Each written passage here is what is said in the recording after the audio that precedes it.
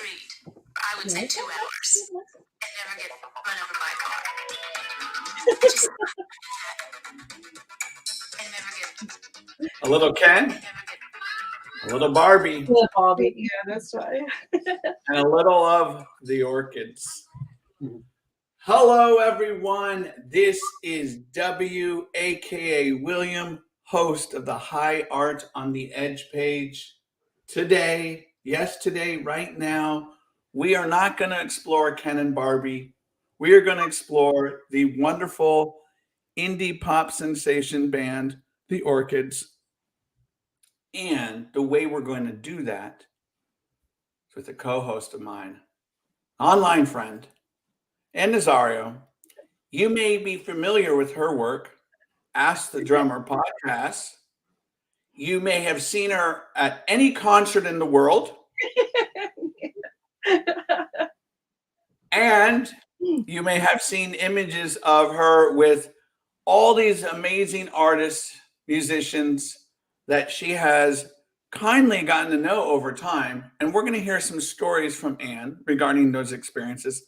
But we're also going to take a deep dive into the Orchids work. And because this is a surprise event, you never know who may enter through the doors. So let's get started. Grab a good drink. This will be about 45 minutes to an hour long. If you have any questions during the event or you have any comments, feel free to put them in the comment box. We want to hear from you. What does the Orchids mean to you? So I'm going to start that question with Anne. Tell us how you first started to appreciate this band. When was that? God. 2017.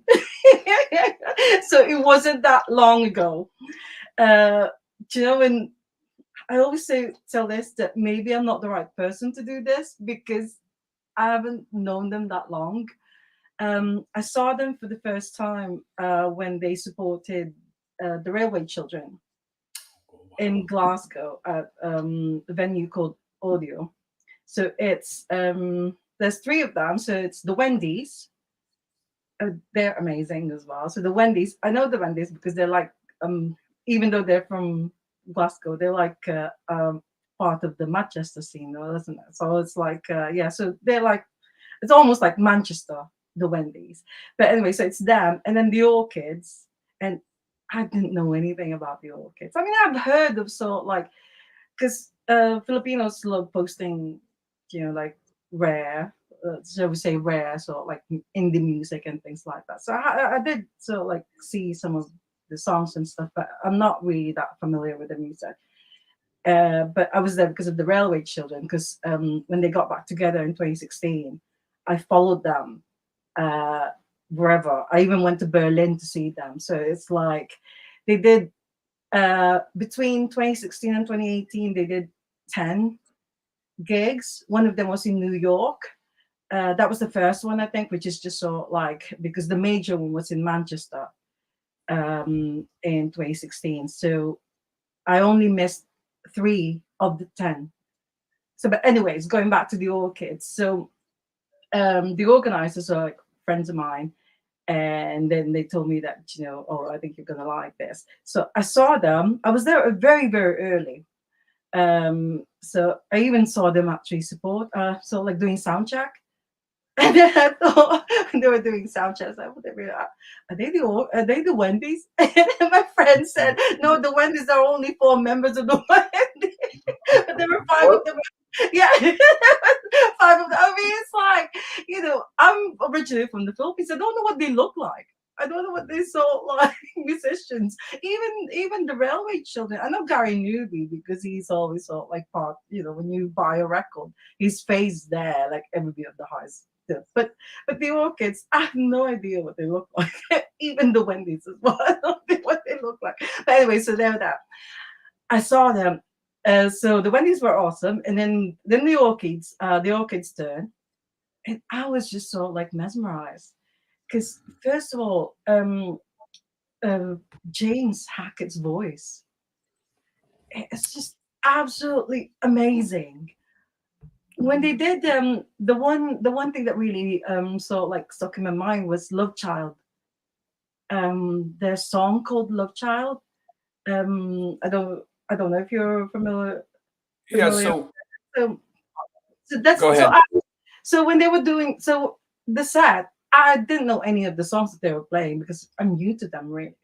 But that Love Child, when they did it, I just thought, oh my god! And I captured it as well. I saw like a video there, and then it's all I just got stuck in my head.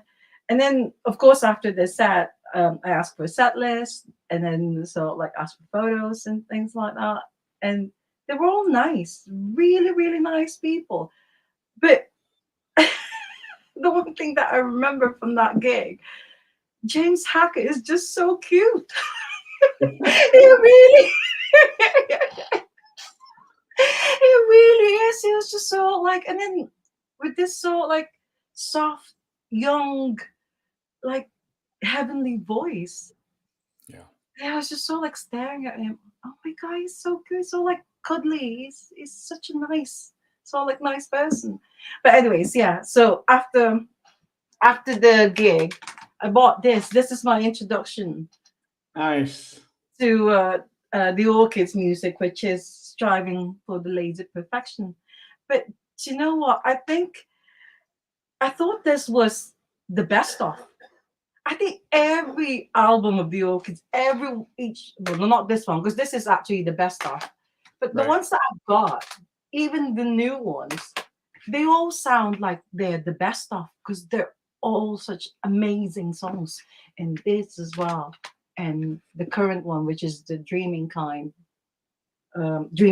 yeah, that's also really good. So that's basically it. Only 6 years ago, the 17, yeah, just 6 years ago. So So really, I don't know much about that. well, that's the. Thank you for sharing that. Kind of how you uh, started to absorb and appreciate their music. I think that's the beauty of one of well, there are many little great traits to this band. The um, the idea that you can hop on this Orchids train at any time of your life, and once you hop on, it's there's such a there's such a timeless quality to their music that Yeah, it doesn't matter when you hopped on. It's just that you're on there and really appreciating all that they have given to this landscape, these contributions to the music industry. And for me, in getting my first slice of the Orchids, if you don't mind me sharing, no, no, go dude, no, go, yeah. uh, so we had my brother was a DJ in Virginia, and he used to send me his late night DJ shows on tapes. And he sent me, and he also sent me these CDs that he would get. So I'd get them in the mail. I'd be so excited. I open it up, and he sends me this CD, and I open it up like, oh, what is this? But sorry, And what year was it? this was 1990, 91. Oh, right, okay, yeah, yeah, okay. So he sends me, it was around there, maybe 92. He sends me this Sarah compilation of a bunch of bands and stuff like that. Ah, That yeah, the yeah. radio station had an extra copy, blah, blah, blah. Anyways, the Orchids were on this.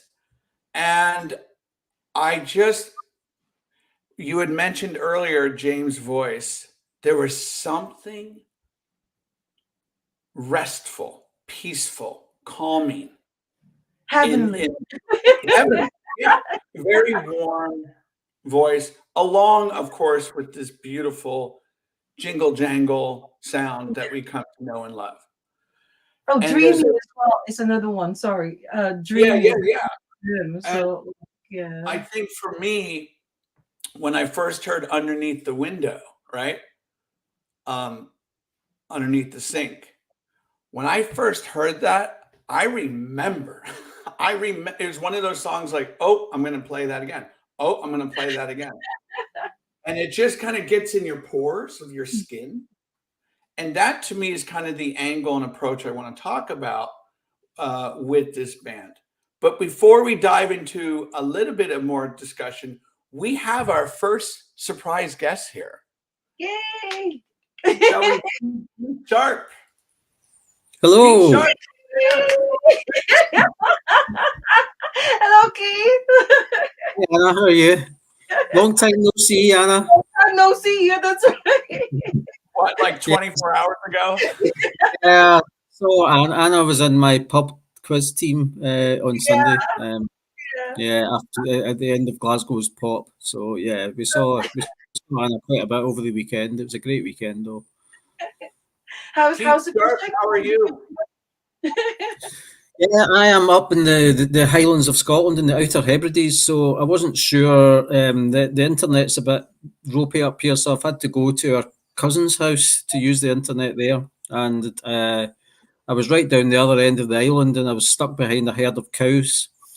So, and that's as much as we get in terms of like traffic jams up here. So, once the cows get out of the way, I zipped up the road, so I made it. So I'm here now. Okay, well, thank you for making an appearance, a surprise appearance. We greatly appreciate it. Could you just let the audience know what your role in the band is, anything else you want to share? And what I would love to hear, and I'm sure Anne would love to, is a story that you'd like to share regarding your experience. I'm sure you have many, but anything you want to share with us? Well, I'm not one of the original three members of the band. That's Chris, James, and John. They started the band when they were at school, but I did kind of know them back then, and I think their very first gig was 1985, and I was there. I mean, I did see them play. I was just in the audience, and it was just a kind of local kind of church hall. So I kind of knew the guys then a bit, and then I got to know them a bit, and then they became quite successful, and I knew them then, and it was great to see.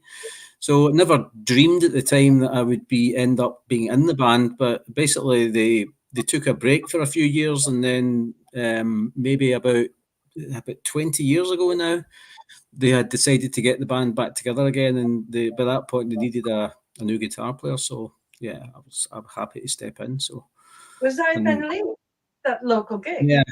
Yeah, it was. Yeah. Penlee, yes. Anna's been to Penlee. Anna came.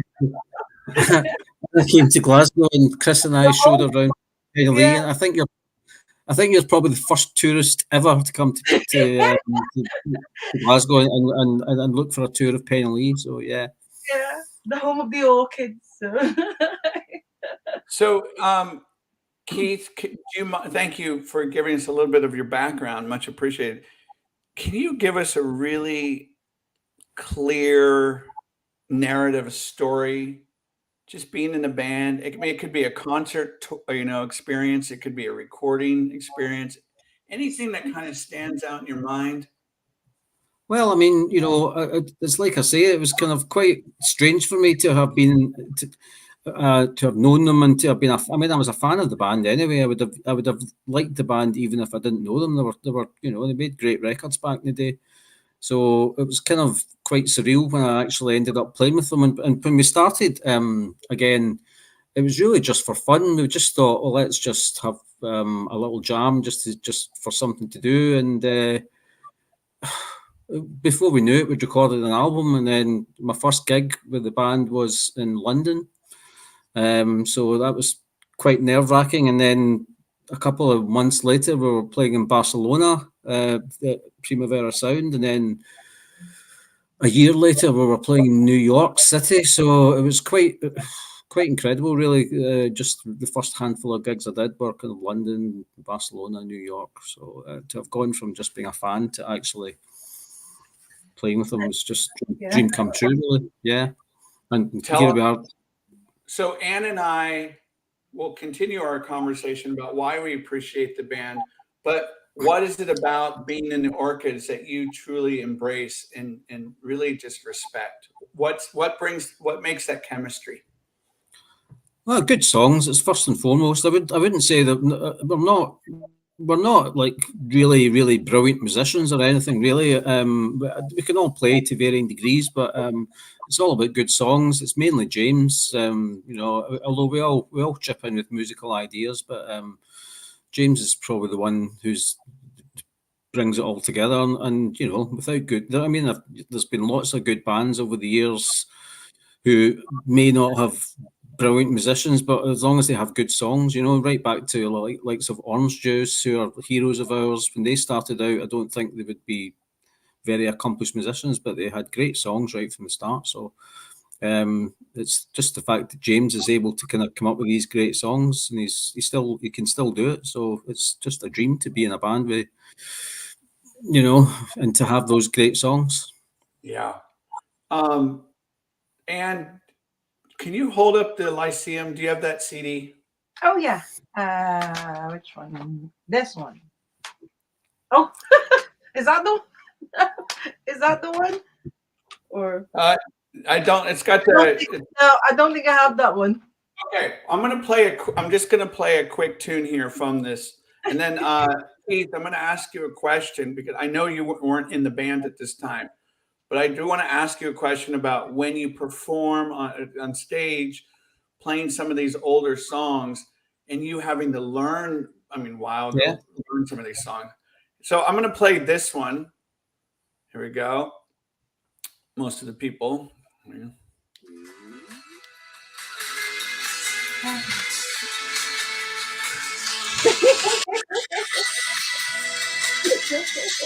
So I'm sure that's a crowd favorite. One of the things that makes this very short, quick, I guess an EP of an album, if you will. I put in my notes here. It's got tremendous, great energy, punch. It's got these amazing choruses. In learning these songs, Keith, and hearing these songs from a long time ago, how do you feel about these songs? Were these the ones that kind of got you into this band? Yeah, yeah. I kind of, well, as I say, I kind of knew them right from the start, and yeah. But when I heard, I was as interested to hear the new stuff as MD was really, and I do remember hearing that album and thinking, wow, they've really come a long way. And then Unholy Soul, the next album, even more so. I thought, wow, that's a real step forward. So yeah, it was great. So actually, what happened is about 10 years ago, we were doing a gig down in London, and we thought just for fun, we'll just play that whole album, start to finish, because bands do that all the time. They kind of do an album in full, and there was a bit of a trend for that at the time, but we didn't announce it. We just thought we'd do it as a surprise. So I had to learn the whole album, yeah, and we played it right start to finish. And we didn't announce it, and it was probably quite a good choice of albums because there's only 8 songs on it, and we had done some of them already, really, so we probably only had to learn about half of them from scratch because we knew the other ones anyway. So yeah, it was fun to do that. So when you start with the Orchids, when you have It's Only Obvious, Caveman, York Song, Carol Ann, hold on, this from top to bottom, and Anne, feel free to chime in if you want. From top to bottom, this is an amazing intro, if you will, of quality music. And for me, you get the flavor of the jingle jangle. I also hear a little bit of Velvet Underground in here. I hear a little bit of the country twang. You Yeah. just get some flavors all here. Anne, do you have anything to say about any of those songs? No, Anything like you I wanna said before, that for me, it's almost like just the best stuff already. Yeah. Every single one of these albums, you listen to them and you think, if you're new to the Orchids, God, these are like their best songs. And then you get another album, it's like, no, it's not their best songs. This is just one of their studio albums. So Well, and it's and like like a good band, you see the progression. And one of the things I've always marveled at is the way the drums work themselves and massage themselves into these songs. Oh, wait, we have another surprise guest, everyone. Who may this be? Chris Quinn, Hey, Chris Quinn. the drummer, Can you Yes. hear me okay? the drummer. Nice to see you, friend. How are you doing? Yeah, good. Chris, 2 years ago, we were doing this on Ask the Drummer, and now they're doing that. Yeah, absolutely. Yeah. Chuffed to do that, Anna. And yeah, the William, the drums on these albums are always done first. It's the problem, because then I hear what the band's done with the song, and then I want to change the drums because it becomes a different song from what I originally drummed on. Yeah. It's true, but then you would never finish the album, because then somebody would want to Then we redo would want- another then- bit, and then somebody we'd- would want to redo another bit. Yeah, if you change your drums, then we'd need to change our bits as well. Yeah. It never ends. So, Chris, I have to ask you. I know who you are. Keith obviously knows who you are. Ann knows who you are. Just give the audience a little bit of what you do, how long you've been part of the band, any stories you want to share. I know there's one story we talked about last time when we spoke about. I think you guys were in Spain, and I think you were playing Peaches, and everybody started singing along. I can't remember, so I'd love to hear Oh, that yeah. story. All right, that story. Yeah, I remember that story. No, I'm Chris Quinn. I'm the drummer in the Orchids, and I have been since 31st of March 1985. Wow. when I took my big brother's drum kit round to John's house in Penally to do our very first rehearsal. So I've been the drummer. I've been the drummer ever since then. So that day. So that's 38 years. Wow. Oh my God. Wow. Oh, Nearly incredible. 40 years. It's scary. It's a bit, yeah. Yeah. So, so it's been a great journey. It's been a great journey, and still is. It's like I'm just still really keen to, 38 years later, just to create new stuff all the time. You know, it's like Anna says, we release an album and then we just want to go and do new stuff. So we've grown up together. I've known John and James since I was maybe 11 years old and went through school with them. So I think that's part of the reason why we're still going, because we were just pals who then created a band. So I think that's the longevity is partly to do with that, possibly, and that we can fall out with each other a lot and then not really bother about it the next day. So tell us a little bit about Lyceum, and kind of if you can take us back into your mind back then. What do you when you hear these songs now and play them, do you have a great affinity for that past? Oh, absolutely, yeah. What old person doesn't hark back to when they were 18? Yeah. But no, I don't think that feeling ever leaves you. Of I remember doing it. It's only obvious that you played a snippet of in John's house, and there's actually a very early 4-track recording. We borrowed a 4-track, and I remember me, James, and John being in his house recording that, and it came out in the 2017 Cherry Red compilation, and it was just like incredible. But I still remember the feeling of being in the house and listening back to this wee rubbishy 4-track version of a song and thinking, my God, that's actually a great song. And I don't know, you can't beat it, really. You cannot beat it. Yeah, it's on that album, that's right. The fact that we are still playing that 38 years later and people are singing along to it, it is just unbelievable. But yeah, I do hark back to that, because we were just young guys, just out of school. Maybe James was still at school, actually. John and I had left, and we decided to form a band, and yeah, you can't really explain that feeling. There's something, but I do hark back to it, and I recall it quite vividly all those times. Keith and Chris, I will say that there's something. Okay, so one of the charms of your band is this romantic quality. I don't know if that just flows in Scottish, music that comes from Scotland. We've got Aztec Camera, we've got Trash Can Sinatras, we got Orange Juice. So we have that quality, that attribute to your music.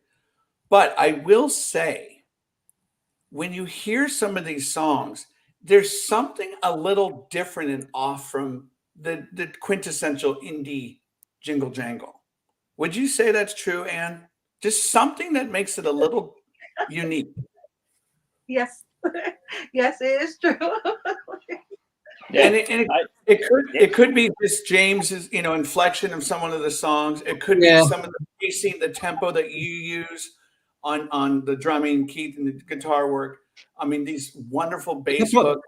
Yeah, we probably have to mention our producer Ian as well, because he's Right. a big part of the sound, and he can sometimes take our songs in a little bit of a different direction. Some of it's a bit more electronic sometimes once Ian's got his hands on it. So yeah, it means that it's not all. If you listen to one of our records all the way through, it doesn't all sound the same. So No. so we like that, Yeah, I know one of the songs I thought was so like a Brit pop as well. That Another Saturday Night, that sounded like it could be one of the like those Brit pop Yeah. bands. I think I think it's just a wide range of influences. Yeah. As well. It's not that we are. I always think that we've never gone down very well at indie tracks. We've played it a few times, and there's never a big crowd. The crowd that watches us really gets into it, but I've just seen other bands at indie tracks go down better than us and be watched by more people, and I put that down to that we're not as like you described, we're not a true indie band. We're more of a pop band, and I would say we're closer to stuff like Trash Can Snatchers than we are to other bands of the genre that you're talking about. Well, you did really well at Shine On. That was really good. Yeah, I think you had a different audience, I think. Yeah, you had Mother Orchid there as well. Mm-hmm. And it's like, I mean, you have to tell them this story about losing a whole box of beer. yeah. When we played, when we played Shine On festivals is quite a big prestigious festival. There was like the Happy Mondays were playing in the Wedding Present. We actually bumped into members of these bands, so it was quite a thrill for us. But yeah, it was quite a big deal to be playing a big festival like that. And we had just put out that CD, I think, so we had a big box of them to try and sell. But then we just got really drunk, and we got really drunk. We didn't bother trying to sell any, and I ended up in McDonald's with this big box of CDs. Was it McDonald's, Burger King, Chris? Yeah, and I was so drunk I kind of just wandered off and left the box. And then the next day I thought, oh my God, we've lost all our merchandise. So yeah. Nobody stole it though. That's no. I know.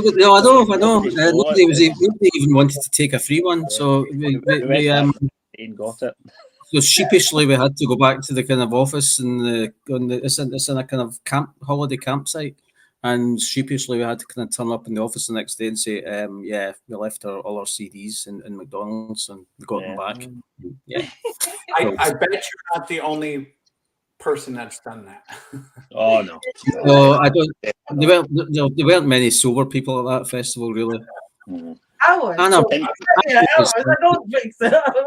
You were probably the only one, I think, Anna. I want to read something to you guys and lady about 1992.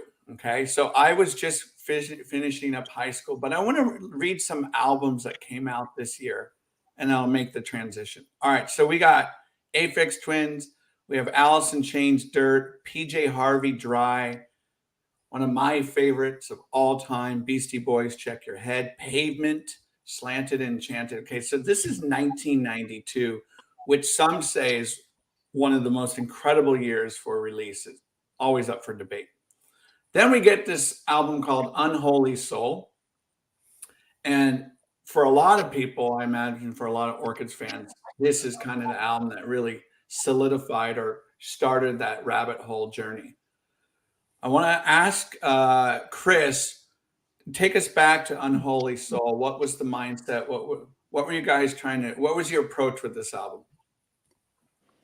Yeah, I think that's the album where Ian started to become much more of an influence, and that's probably obvious in some of the tracks, like especially Sadness of Sex, and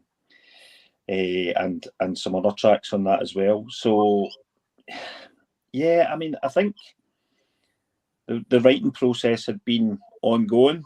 Probably the songs on that we started doing maybe before Lyceum.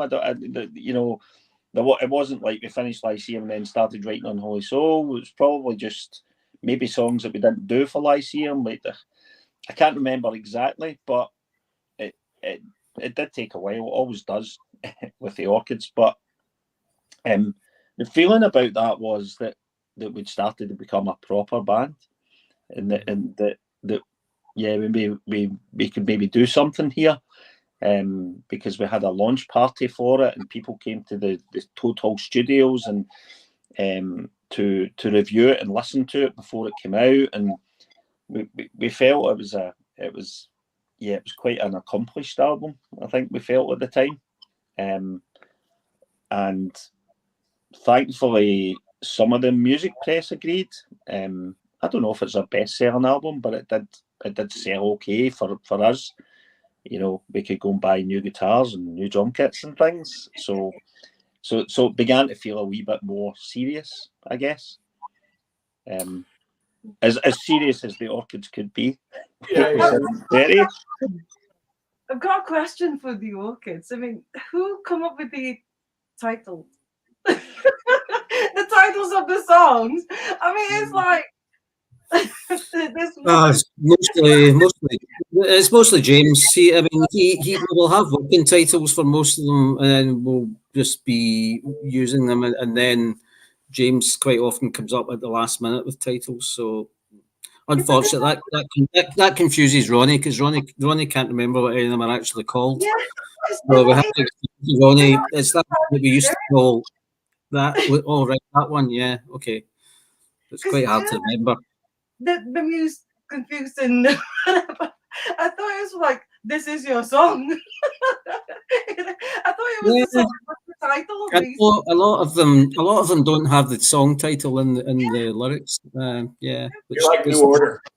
It like New Order. Yeah, it confuses us as well. To be honest, we for a while I couldn't remember the names of all the songs in our latest album. And I have a question for you from Unholy Soul. Is there a track or two that really just There's one. you? The one that I was like, I put this on in the car like last week, I think, waiting for the storm. I mean, again, it's like I didn't even know that that's the title of it. Yeah, well, that's there is a story behind this that it was almost deliberate, I think, because maybe would that have been the first one that came out in CD, because we didn't do CDs back then. I know Lyceum maybe came out in CD eventually, but at the time, so there was a track spliced in and not mentioned, which kind of liked. Remember the Clash, London Calling? What was a track they didn't mention? They had a track in London Calling. Yeah, Train in Vain. Train in Vain wasn't mentioned. So we kind of liked that as a wee bit of wee bit of awkwardness. So that the song Definition of a Bastard was put in there and not mentioned, and it meant that the track listing thereafter became wrong. So naughty of us, really. Yeah, I know, because if you put your CD onto track 11 to try and hear "Waiting for the Storm," you're not going to get. You're going to get a different song. Yeah, so one of the things that makes this album so wonderful to listen to, and having that experience, there are so many hooks to this album There are these priceless melodies. There's some great whistling tunes, of course, Colored Stone.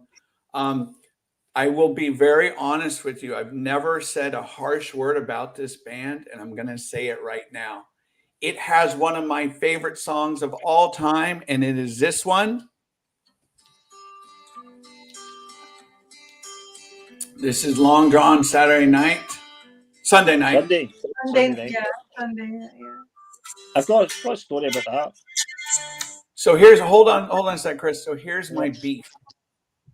This is one of the most beautiful songs I've ever heard. It's too short. I want like 4 more minutes, 5 more minutes of it. Right. I mean, who was that? All James? I think at that point in time we were. I don't know. That might have been Matthew, the original guitarist, that came up with the riff. Possibly, I'm not sure. I can't remember. Do you play it live? We still play that live. Yeah, we played that. We did the last gig we played. We had played that because Anna was there in the Glad Cafe. We played that song that night. The interesting thing there was that there'd been a band done a cover of it, a cover version of it, and there was somebody at the venue who knows the guy who'd done the cover of it, and he couldn't believe he was standing in Glasgow.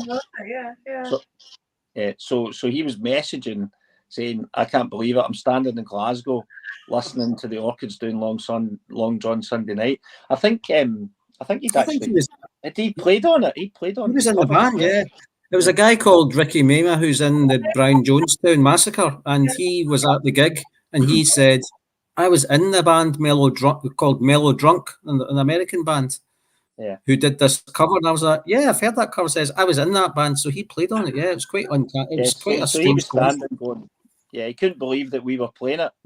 So just this year, so it's quite. That song, I mean, it is so.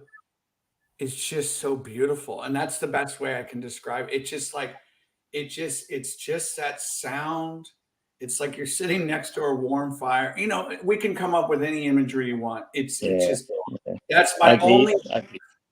That's my only bone I have to pick with you guys is that song. It's like, and when these. Okay, so I do have a question, Anne. Here's a question for you because you've seen them perform live. I've never seen you guys in San Francisco or anything like that. So, Anne, what's the vibe and the feel that you get while watching the Orchids, perform on stage? What's the audience like? Are they just kind of enraptured? Give us that little. I mean, I'm always at the front, so I can't see what the other people are sort of like doing. But I'm like, I'm just sort of like, oh. But I'm always looking at, because you know what I really like, especially, do you remember Preston Pop 2 years ago? Yeah. Chris stood up and he did this something for the longing.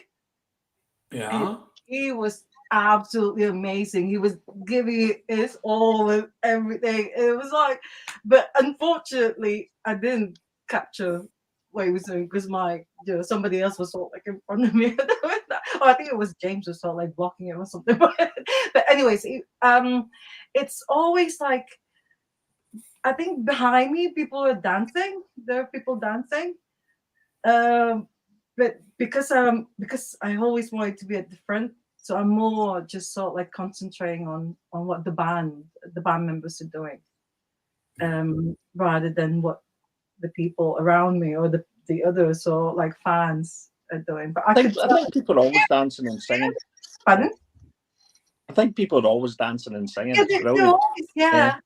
And especially that one with the "We Love You" thing. Yeah. Do it live.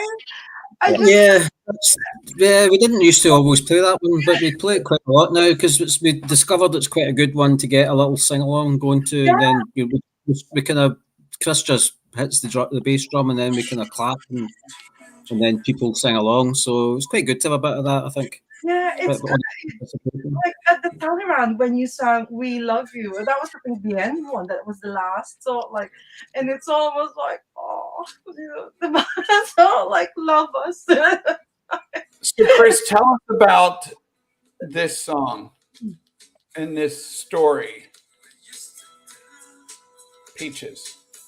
Oh, I think it was Primavera or somewhere where everybody like you took like people were outside were walking with you guys or something. They were Yeah, chanting this it song. was Madrid Madrid, Pop Fest. Yeah. Madrid Pop Fest, and they had an after party. We played in a venue, and then there was a DJ playing in the after party. So just as we arrived, he'd put on Peaches. So we walked in the door, and Peaches was blasting out in this after party with everybody dancing and singing along, and we were like, "How good is this?" It was brilliant. Yeah, and Um, then and yeah, and then after it, we were kind of outside gathering together to maybe go up the road, and people came out and saw us and started singing the chorus again. So while we were still waiting to gather up our stuff, they walked away down the street, and we could hear them still away for ages and ages. We were standing, we were killing ourselves laughing because they were still singing that chorus through the streets of Madrid. So, What a feeling. yeah. Keith, did you want to say something to that? no, it was great because there was a band who we had done a couple of gigs with called Hello Darling. They were pretty big in the indie scene at the time, so they were there that night as well, and they just thought that was the best gig they'd ever done as well. It was just that was an amazing night actually. That was one of my favourite gigs we've ever done. In fact, we were back in Madrid again this year, which was nice. Madrid's definitely one of our favourite places, and we were given a warm welcome this time as well. I think it's fair to say. What Yeah, what a what an well, indelible can I ask? Can I ask? What was James's reaction? yeah. Because James doesn't seem to sort like for him, he'll just sing and then that's it. I'm done. Yeah. That's like, I'm not even bothered. Yeah, I don't know. He's probably thinking, "Oh, what are they playing at?" He's probably thinking that. What are they doing, singing Orchid songs, walking through the streets of Madrid? Idiots. So we go from Unholy Soul, and now we start, and Anna alluded to this earlier, we start to move into 1994. Yes. This is the beginning seeds of the Britpop era, right? So we go for Striving for the Lazy Perfection. And I remember getting that CD, and again, just played it over and over and over. But I remember on that first, maybe second, third listen, I'm like, wow, this is kind of a radical departure, but still has the flavor and the feel of earlier sounds. But now we start getting this almost electro dance pop sound, courtesy of probably Ian Carmichael. So tell us about that experience with this album, and Anne, feel free to share any of your favorite tracks. Yeah, cool. The experience for that was that, again, it took a long time. Start every album with that, it took a long time. But the reason, there was a reason for that was that James Moody, the original bass player, moved to Sweden halfway through the recording of that album. I think we were just recording songs at the point in time rather than having a deadline. You didn't have deadlines with Sarah Records. You just, when you'd something finished, you went to Matt and Claire and said, "Can we release this?" So, yeah, so we'd done half the album with James, and then when James left, it was a natural thing to get Ronnie in to join because Ronnie had been involved. Like I'm sure Keith was telling you at the start that him and Ronnie were both at our very, very first gig in 1985. So Ronnie had been involved in production of our early demos in 1986, and it was just he was in other bands playing bass and other bands. So it was natural just to say, "Well, Ronnie, can you play bass for us?" And he was happy to, and joined us in 1993, and so that's a lot of years as well. So he then finished off the album. So I think it was done in kind of almost two halves, really, the album, which is probably why you get some quite different sounds from, from the, I don't know, Beautiful Liars, more kind of grungy sounding to the dancey. It's very varied album, that one. Whereas Unholy Soul seemed more complete as an album. Striving was different in that respect, that there's really, really a much wider range of sounds, I think, on that. Well, this album has got a kind of Eden, which is, this is like what the Filipinos are really fond of. But I've got a really good memory of you playing it audio the second time with Mother Orchid. Mm-hmm. I remember especially Chris, because you don't play drums when you do a kind of Orchid live. When you sort of like go at the front, and I could remember you being in awe of Mother Orchid when she was singing, and you're like, and I remember because there were some people chatting during the performance, and it was like, why are these people so, they've got to listen to Mother Orchid singing instead of chatting, and talking to themselves or talking to each other. But I can still remember your face, the way you look at Mother Orchid. I mean, I would say my son asked me what's my favourite Orchid song. And the reason he was asking is because he wanted to buy me a Father's Day present, and this is what he got me, which is a wee thing that you can order, which is, and actually, if you scan that code, a kind of Eden comes on. Yeah, so it fits in a wee frame on my speaker up here. So, oh wow!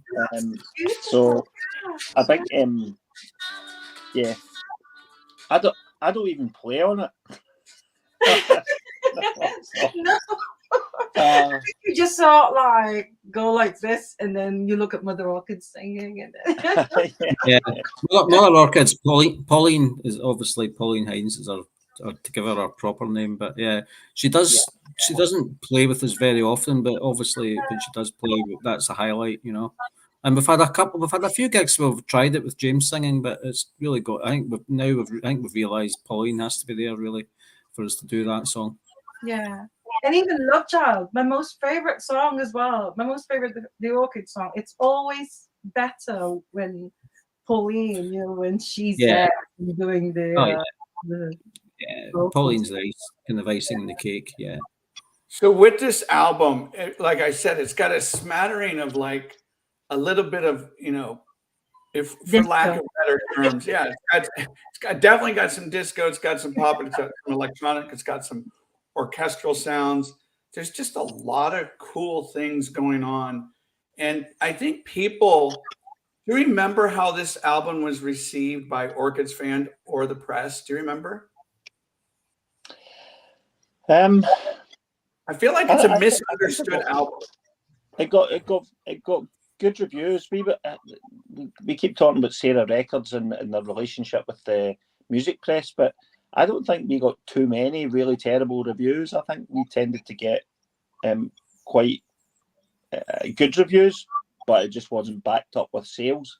So, how many bands do you hear saying that? But I think fans of ours were, possibly a wee bit, what are they doing with this kind of stuff? Certainly some of the stuff. And when we released it in America, the guy who released it in America, I think wrote to Vanna White to check it was okay to release with her voice sampled on it as well. So doing odd experimental stuff like that was really good fun for us, but I'm not sure that all of the fans liked it as much. Yeah.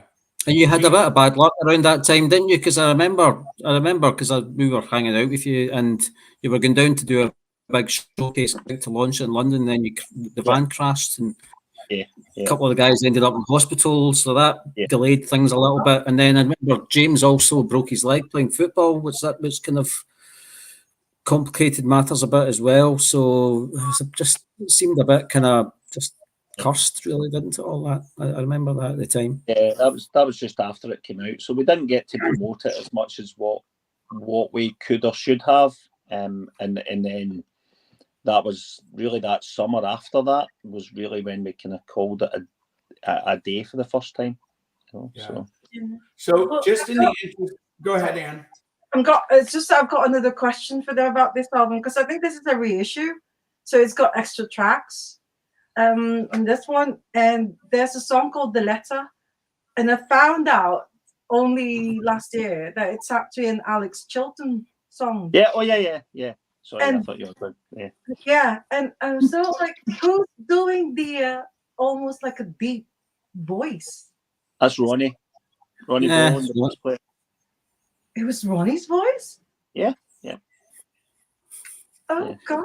Remember, Ronnie's got that really deep bass voice. Yeah. Mm-hmm. Oh, my gosh. Yeah, it's an amazing song. And then I even thought it was an original. I thought it was your original, but then my friend said to me that you've got to listen to Alex Chilton's band before Big Star, because he had this song called "The Letter," and I, search it on YouTube. It's like, I know that song. And I realized it's ripped off the Orchids. It's been done a few times. There's a great version by Al Green. Anna, you should check that out. Okay. Oh, right. I think that's the one thing that you should include in the set list. It would be nice to have the letter in the set list. I can't remember why we chose that. Why we chose to cover that song, I don't know. But yeah. So just in the interest of time, because we could sit here and talk hours on albums, but I do want to squeeze some other albums in here. I want to go to the Lost Star album. And do you have that? You want to hold that? Yeah. Okay. Here's our display here. So now we're what, 2009, 2010? Yeah. 11, I think. Yep. No, 10, 11. 2010, I think. Yeah. Okay, so 2010. Yeah, 2010. So this has also one of my favorite Orchid songs, but this album, I definitely want to get both of your takes on this, and of course, Anne, feel free to chime in. But this has "She's My Girl," "The Girl is a Soldier," and here's one of my favorites.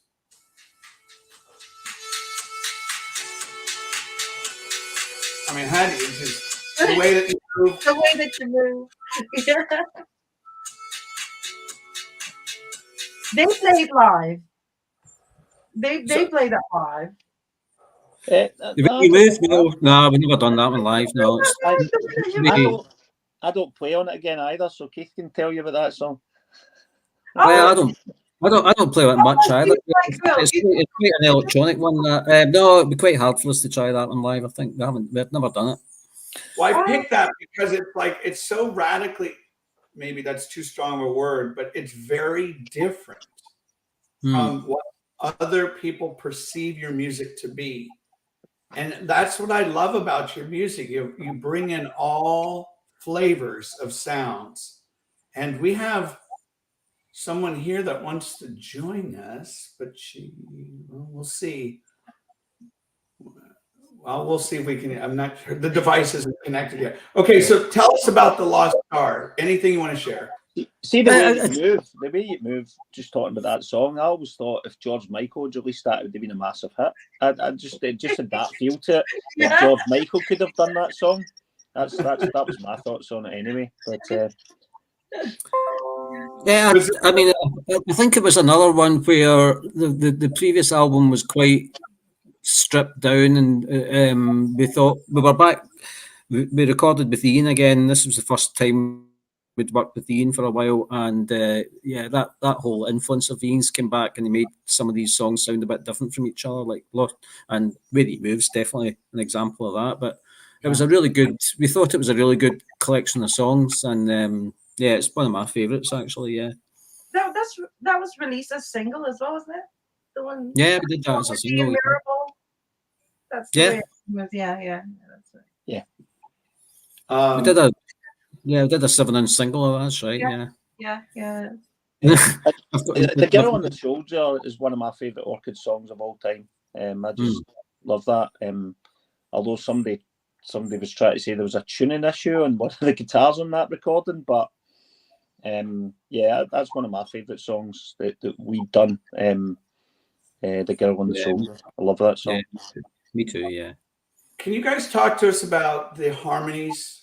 I think some people might go, it sounds like very much like a Beach Boys harmony, or maybe an Everly Brothers, or whomever. How much time and effort do you really put into those harmonies? Well, on the record, quite often James will double track himself. So a lot of the harmonies, it's James and Pauline, of course, as well. So James and Pauline will work quite a bit with Ian on that. But playing live's a bit different because Ronnie and I do more of the harmonies live, but we're not really allowed to sing on the records usually. So,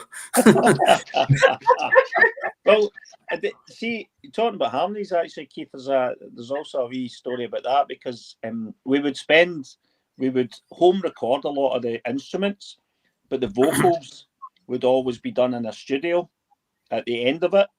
And we used to go down to Manchester because that's where Ian worked. So Ronnie and James went down to record the vocals for the Lost Star on the same weekend that Keith had his stag weekend in London. So, me.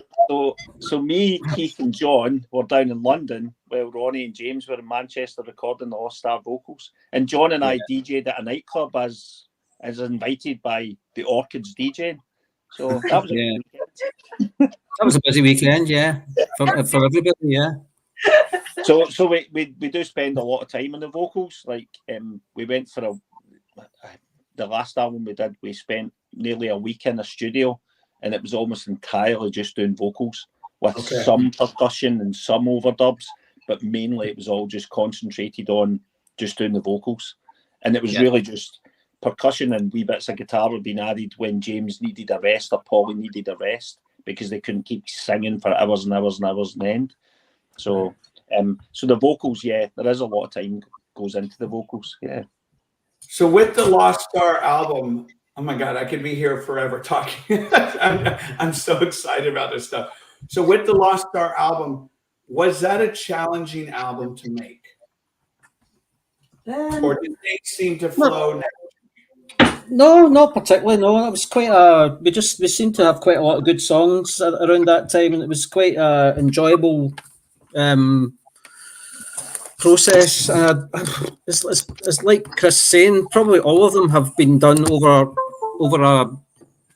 they all take a while. Probably the only one that we did quickly was Good to Be a Stranger, because we were on quite a tight budget. We went in and recorded that in about a week. But most of our other records have been done over a longer period of time. But no, it was good fun making that one. When you've got good songs. We did an album listening party for Beatitude. Do you remember this? When was that? Don't remember. We did it a couple of years ago. Beatitude was kind of that took even longer, I think, and I don't know. Some of we're probably slightly less happy with that one than we were with Lost Star, possibly. I would say, but for one reason or another, I don't know. Yeah, I think in retrospect we put too many songs on it. Yeah, We might have put less songs on it. It's maybe too long. I don't know. Yeah. So it is. I think that album's over 50 minutes long. Mm-hmm. Again, there's some unique sounds. It definitely has an amalgamation of the past and going forward. How do you view that album?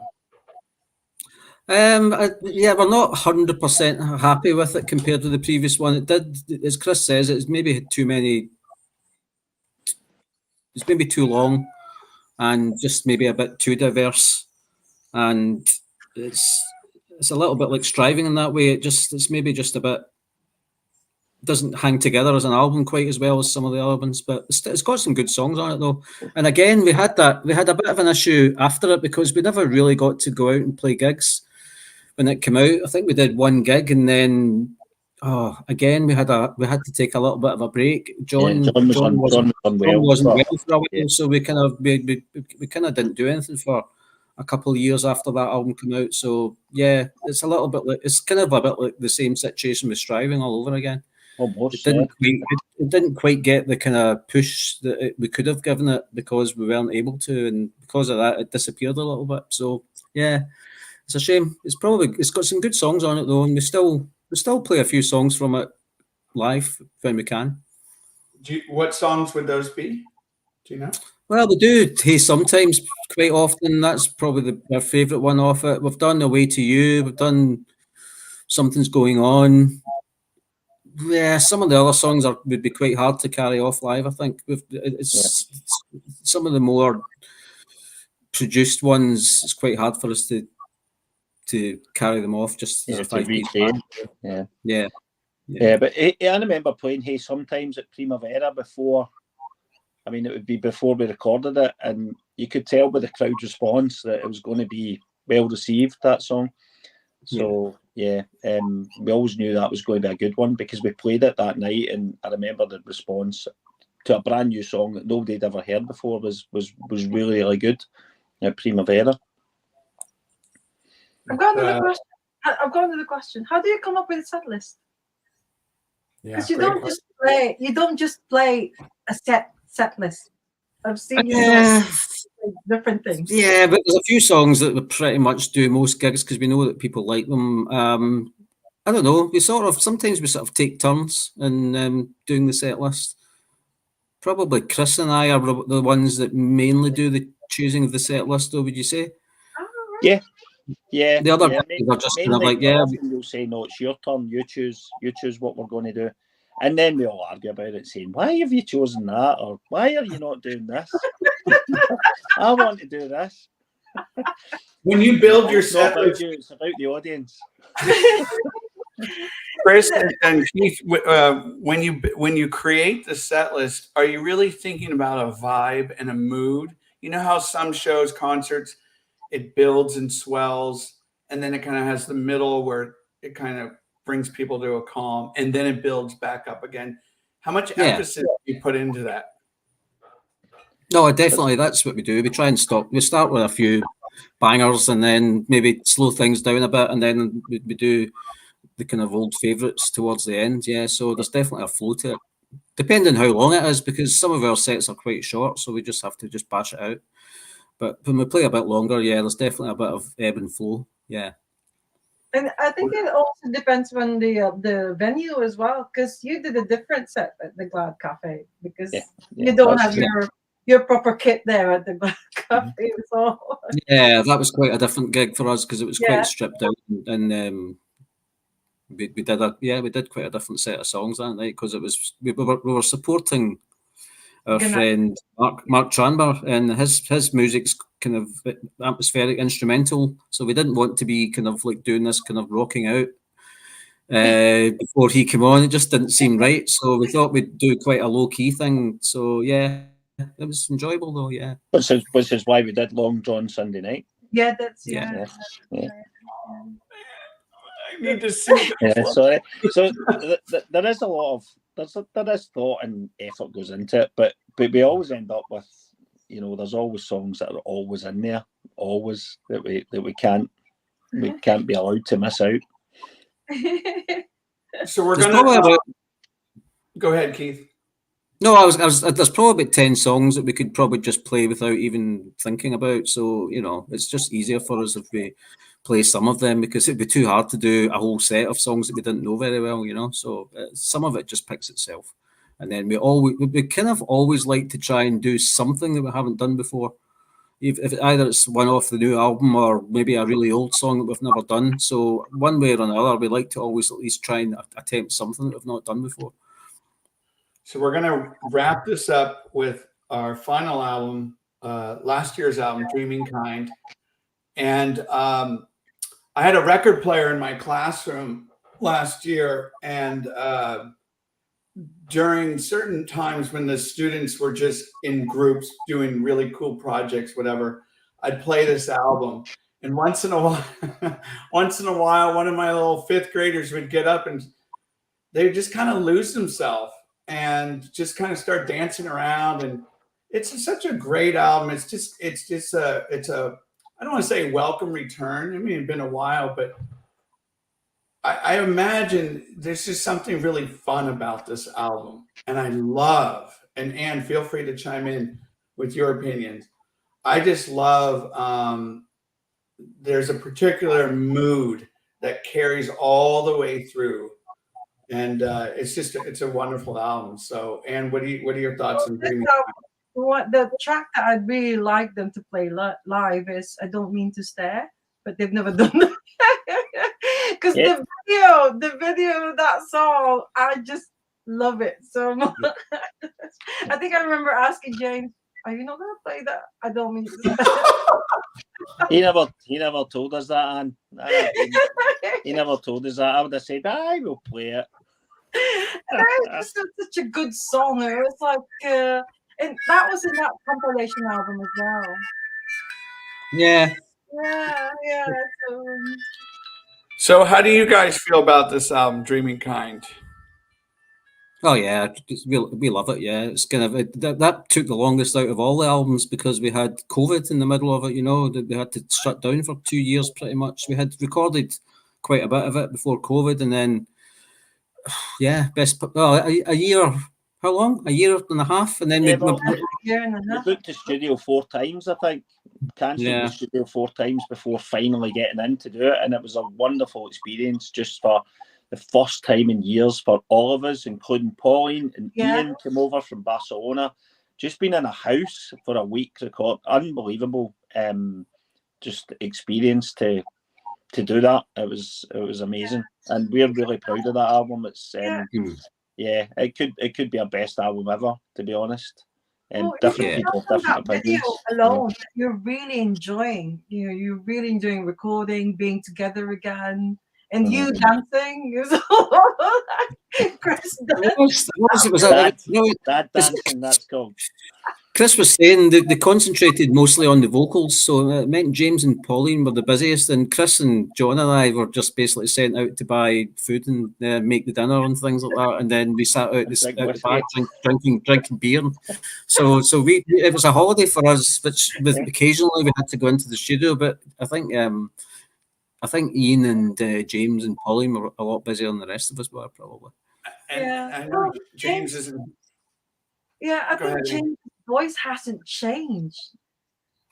I mean, he's still got that. He's still got that very youthful, sort of like a young person's voice. James always said that he's kind of got an understated, quiet kind of style of singing, and he's always said that it's because that he would write songs in his bedroom and be told to shut up by his dad, so he sang quietly. So he's always just sung that way. Well, I love that's what brings the intimacy in. See, that's what I've always appreciated, right? So the Dreaming Kind album that we just mentioned about, there's a particular positive vibe during COVID, post-COVID, all that stuff. Are you guys so when you last played, are you pulling a lot of songs from this album to perform? Yeah, we did quite a few of this album. This album's a bit better for us to play live, actually. There's a good half dozen songs of this that we can put into a set, I think. So it does feel more like one that we'll go back to. We certainly did we played down in London when it came out, and we did a whole load of songs off it. We did about half of that, almost half the album we played live. This Boy's a Mess, and it kind of lends itself a bit more to playing these songs live, so that's probably why we like it more. And tell us about, before we wrap this up, tell us about the last time you saw the Orchids play. What was that? Oh, play! I was gonna say I saw them this weekend, and they were like, the Glad Cafe. Yeah, that's supporting Gnac, Mark Tranmere. That was amazing because it wasn't just. I don't know if I should say, but it wasn't just the Orchids all playing. Paul Simpson was there. Paul Simpson, Chris Thompson, Rick and Mamie, and yeah, I was beside myself that Chris Thompson from the Bearers was there. I'd never met him before. It was And It's you a know, big deal for us to meet there. the one thing is like with me being a fan, I was all like, oh my god, oh my god. But I remember Chris and Keith, so like, can we have a photograph as well? So they had a photograph with Chris Thompson and Folsom, so there was like, so it's not just me there. No, we're fanboys as well, and we get pretty excited when guys like that. And you know, the Glasgow's Pop Festival at the weekend. Everywhere you looked, there was people who were heroes of ours. You know, James Kirk and Robert Forster. It's, Yeah, it's cool. Yeah, incredible, really, yeah. yeah. So And what also, Go it's ahead. like Rick and Mamie telling them. Rick and Mamie is also another person who's like, he's a fan of musicians. So seeing Chris Quinn and Rick and Mamie all like talking to each other, it was like, oh my god, man, you're amazing. And then Chris was like, oh man, you're amazing. So but with again, typical of James, he's just sort of like just standing somewhere. It's not really saying much. Not really phased by all of it. No. No. What's next for the Orchids? New song on Under Yeah, the we've Bridge got- 2. Yeah, Yeah. There's an Under the Bridge 2 on Skepwax, and we're doing a new song for that right now.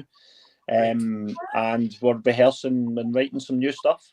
So hopefully that will turn into album number 8, and we can come back on and talk about that, or we can even talk about it during the process as well if you want. Oh, Brilliant. Yeah. and I got to ask you, what's coming up for you? And ask the drummer. Can you share anything? This Sunday, I've got a drummer from a Liverpool band called the Mexican Dogs. I still need to do the guest announcement post actually, but Okay. I've only just posted about the anniversary. So Chris's video is there at the moment. So Yes. Yeah. on there, 2 years people- to this 2 years. This day, on this day 2 years ago, when I was talking to Chris and Paul about, I was so nervous because I don't like talking to, especially online. I still don't think I can do it. I remember when we first met, Anne, and you're like, "No, I will not get on that screen." And now No. look at you. No, when you did this, like I remember you doing like a listening party or a listening thing, Yeah. and you carried on doing it. So like Zoom, where Mhm. people Yeah. or other members of the Orchids were actually doing it like this. And I said, no, I can't do that. I'm not really. I'll just sort of like type. But yeah, This has been a blast. I really appreciate Anne, you participating, being a co-host with me, and just sharing your love and enthusiasm, your infectious energy for not only the band but for music. Keith and Chris, thank you very much for being our surprise guests. Anyone have the last word? It's all yours, and then we're gonna just say goodbye. I was really surprised. I was like, very, very surprised.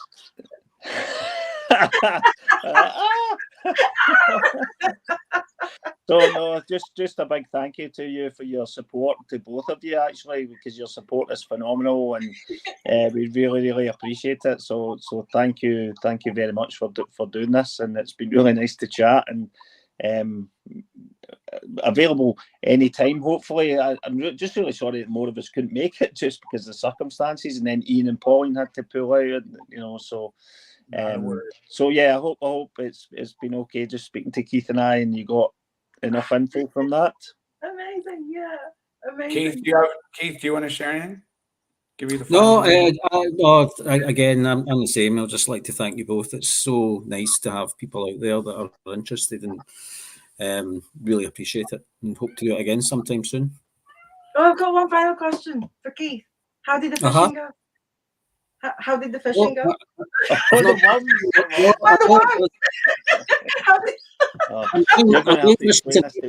had to kind of rush back to kind of do this call, and then it's quite a nice night here actually. So we're going fishing tonight. I'll let you know. Oh, okay. Keith had to go after the Glasgow's Pop Fest quiz to go and buy worms to take up to North US. Yeah, there's no worm. That's before this turns into a kind of fishing podcast. There's a lack of here, so I had to go and buy some worms in Glasgow, then drive them up. So yeah, they're Some quite people well. party after a gig, and then some people go get worms. These surprise events, I just want to share with everyone. We have some more surprise events coming up in this month. We have on August 6th, working with a gentleman co-host, Ricardo Fiel from Moon Cowboy. We're going to focus on the band Spiritualized with some surprise guests. August 13th, we're going to head to Scotland and Pasadena and Washington. We're going to be shining a spotlight on Trash Can Sinatras. That's August 13th. And then on September 1st, we're going to head over to New Zealand and shine a surprise spotlight on legendary indie pop band, The Bats, and much more coming up later. My name is W, host of the High Art on the Page. And Nazario, thank you. Ask the Drummer podcast. For Chris and Keith Sharp, thank you so much for the Orchids. Everyone take care. We'll see you soon. Thank you. Bye. Bye.